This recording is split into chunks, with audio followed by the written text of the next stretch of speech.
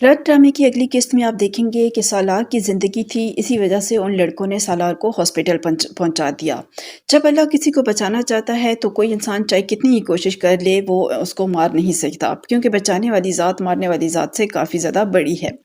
सालार hospital में बहुत ज़्यादा ज़ख्मी हालत में पड़ा होता है। जब ईमान को पता चलता है तो वो हॉस्पिटल पहुंचती है और काफ़ी ज़्यादा परेशान हो जाती है सालार को इस हालत में देखकर, और कहती है कि मैं आपको इस हालत तक पहुंचाने वालों को छोड़ूंगी नहीं।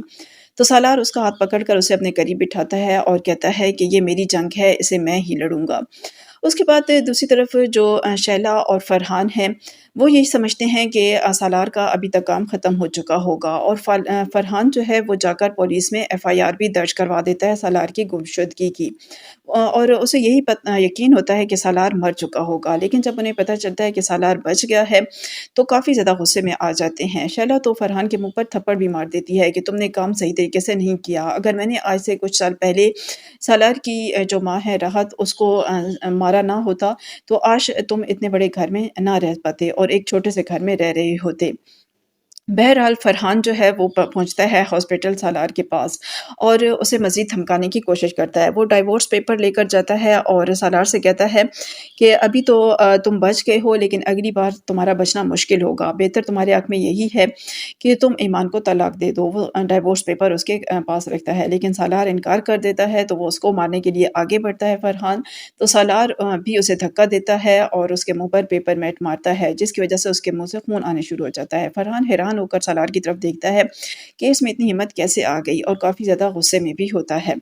और जो शैला है वो भी काफ़ी ज़्यादा परेशान होती है कि सालार बच गया है, लेकिन ईमान जो है वो अब सालार का साथ देगी, और सालार उसे पता है कि सालार को इस हालत तक पहुँचाने वाला कौन है। फ़रहान और उसकी माँ यही चाहते थे कि सालार इस दुनिया से चला जाए, ताकि अगर सालार चला गया तो ईमान भी इस घर में नहीं रह सकेगी।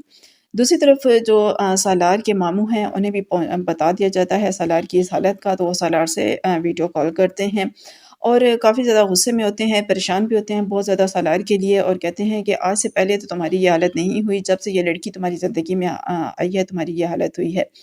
तो सालार ये कहता है कि मैंने आपसे पहले भी कहा था कि आप मुझे अपने पास रख लें, लेकिन आपने ऐसा नहीं किया, और इस हालत तक मुझे पहुँचाने में ईमान का कोई हाथ नहीं है।